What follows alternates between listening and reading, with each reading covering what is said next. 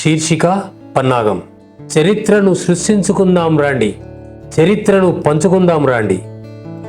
నా దళారి భాగస్వాములారా, చరిత్రను పంచుకోవడంలో మన మధ్య విభేదాలెక్కడివి? అన్నీ ఉత్తుత్త తగాదాలే. మనం ఎప్పుడూ ఒకటే. ఈ రహస్యం మనలోనే పదిలంగా ఉంటుందిలే.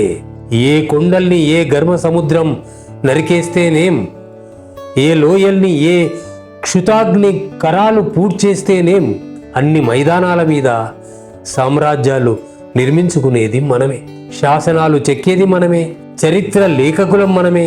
ఏ ఉద్యమానికి ఎవడాధ్యక్షుడేనేం, ఏ ఉద్యమానికి ఎవడాధ్యుడైతేనేం, ఏ యుద్ధంలో ఎవడు రక్తమోడితేనేం, నాయకుడుగా మనవాడి పేరే లిఖిస్తాం, సేనానిగా మనవాడినే ప్రకటిస్తాం. ఇలా మన పూర్వీకులు అందించిన చరిత్రకు మరికొంత మనం జోడిద్దాం, మన వారసులకు అందిద్దాం.